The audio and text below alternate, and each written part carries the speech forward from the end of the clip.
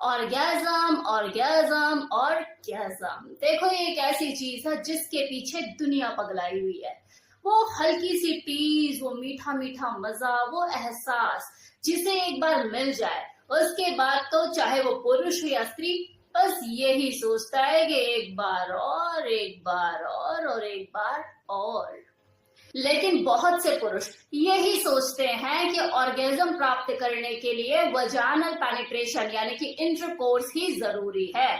बिना वहां हाजिरी लगाए, बिना वहां दस्तक दिए, चाहे पुरुष हो या स्त्री, ऑर्गेजम हासिल कर ही नहीं सकते, मुश्किल होता है। जबकि ऐसा नहीं है। आप बिना वजाइनल पेनिट्रेशन के भी किसी महिला को वो आनंद, वो मजा दिला सकते हो। महिला के जो स्तन होते हैं उन्हें वासना का केंद्र माना जाता है, जहां पर बंडल ऑफ नर्व्स का जाल बिछा होता है। यह उसके शरीर के मुख्य अंग और उसके सबसे उत्तेजक अंगों में से एक माने जाते हैं।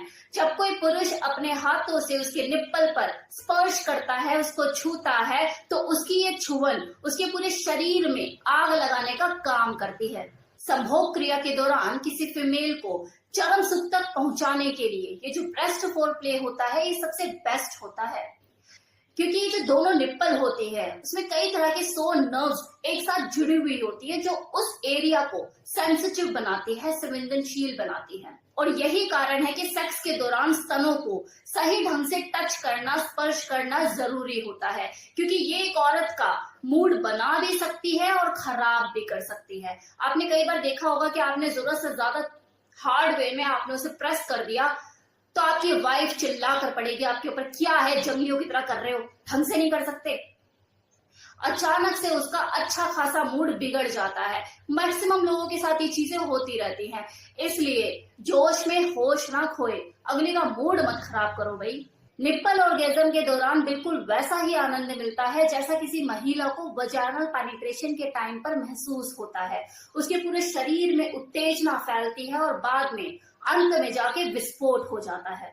लेकिन देखो, ये तभी संभव है जब उसके पुरुष को उसके स्तनों के साथ खेलना, टच करना, स्पर्श करना, ये सारी चीजें सही ढंग से आती हो। अब अगर आप उसके साथ बॉक्सिंग खेलने लग जाओगे तो फिर कैसे चलेगा भाई।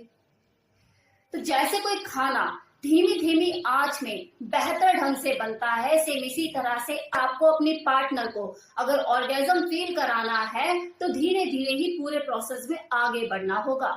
ये बहुत से पुरुषों को ये गलत फहमी होती है कि मैं अगर अपनी वाइफ के स्तनों को बहुत तेजी से प्रेस करूंगा, ज्यादा जोर से प्रेशर लगाऊंगा, तो मेरी जो पार्टनर है वो ज्यादा उत्तेजित होगी और बहुत ज्यादा खुश होगी, उसे ज्यादा आनंद मिलेगा। तो वो बस गलतफहमी में रहते हैं और इस गलतफहमी में पड़कर बार बार गलती करते रहते हैं और अपने पार्टनर का मूड खराब करते रहते हैं। देखो, अगर आपको कभी ऐसा मूड भी है ना कि आपको वाइल्ड सेक्स करना है, तो वाइल्ड सेक्स की शुरुआत भी आपको सेंसुअल फोर प्ले से ही करनी होगी। ऐसा नहीं कि चीते की तरह आप एकदम से झपट्टा मार दोगे। आपको फोर प्ले की शुरुआत सांप की तरह लिपटन चिपटन से ही करनी होगी।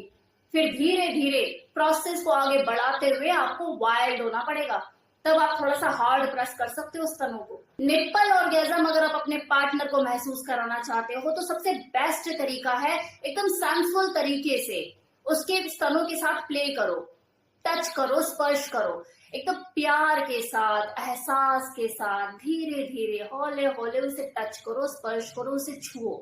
उन दोनों को देखो आप अपना बच्चा ही समझो, और बच्चों के साथ हमेशा वाइल्ड नहीं हुआ जाता, प्यार प्यार से ही खेला जाता है, मस्ती की जाती है।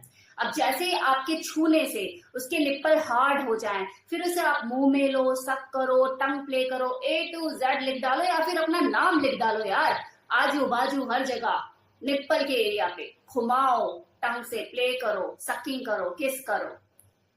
और हाँ, अगर वो उत्तेजित होना शुरू हो गई है, उसको ऐसी फीलिंग आ रही है, तो एकदम से उसको बाइट करके अपने आप को योद्धा साबित मत करो। और अगर मन है आपका, आप उत्तेजना फील कर रहे हो, आपका मन है बाइट करने का, तो उससे परमिशन लो। बिना परमिशन के आप उसे बाइट मत करो। सबसे जरूरी बात, अपने दोनों बच्चों में आप कोई भेदभाव तो नहीं करते ना कि एक को ज्यादा दिया, एक को कम दिया, दोनों को बराबर ही प्यार करते हो ना। तो इसी तरह से स्तनों को भी पूरा प्यार दो, दोनों स्तनों को। ऐसा नहीं कि इसके साथ ज्यादा इसको स्पर्श कर रहे हो, चूम रहे हो, चूमा चाटी कर रहे हो। ये जो दोनों बच्चे हैं आपके, जो आपके हाथों में खेल रहे हैं, दोनों को एक जैसा ही स्पर्श, एक जैसा ही टच, एक जैसे ही सकिंग करो, या आपके या दोनों को उतना ही सेम स्पर्श, प्यार, टच, एहसास दोनों को बराबर करो। क्योंकि देखो कुछ पुरुषों की आदत होती है कि वो एक ही स्तन के ऊपर अपना पूरा प्यार लुटा देते हैं, न्यौछावर कर देते हैं, जैसे दूसरे में तो कांटे लगे, वो उसे भूल ही जाते हैं। फिर ऐसे कहीं ना कहीं जो औरत होती है ना, वो असंतुष्ट सी रह जाती है, क्योंकि उसके 2 बच्चे हैं ना भाई, आप एक को कर रहे हो, दूसरे को नहीं कर रहे। तो ये गलती नहीं करनी है आपको। तो इस तरह से आप निप्पल के साथ सेंसुअली प्ले करके आप किसी भी महिला को ऑर्गेजम तक पहुंचा सकते हो बिना इंटरकोर्स किए। अब देखो सवाल ये उठता है कि किसी पुरुष को भी निप्पल ऑर्गेजम होता है?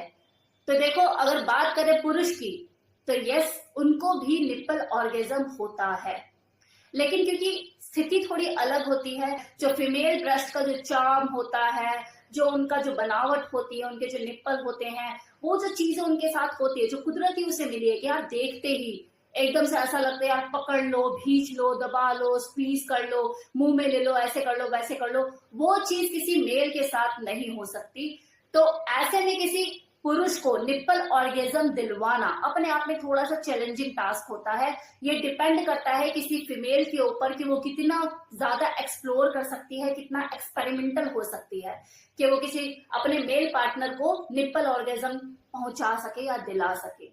उसके लिए उसे थोड़ा एक्सपेरिमेंटल होने की जरूरत है, स्किल्ड होने की जरूरत है। कितना ज्यादा स्किल्ड है, अपने टंग का कितनी बेहतर ढंग से यूज कर सकती है। अब इस तरह से बलून टाइप तो उनकी ब्रेस्ट होती नहीं है कि आप हाथ से स्क्वीज कर सको या कुछ कर सको, तो जो रोल होता है सारा जीभ का होता है। तो इसमें डिपेंड करता है कि जो फीमेल है वो कितनी एक्सपेरिमेंटल है, किस तरीके से वो एक्सप्लोर करती है चीजों को, क्या क्या चीजें नई नई ट्राई करती है, ये उसी के ऊपर डिपेंड करता है। और देखो कुछ ज्यादा मुश्किल नहीं है। अगर कोई फीमेल एक्सपेरिमेंटल है, माइंड रखती है, जानती है करना, स्किल्ड है, तो उसके लिए मुश्किल नहीं है। तो ये था मेरी तरफ से कंप्लीट इन्फॉर्मेशन निप्पल ऑर्गेजम के बारे में। तो कैसा लगा वीडियो बताना मत भूलिएगा। Thank you so much.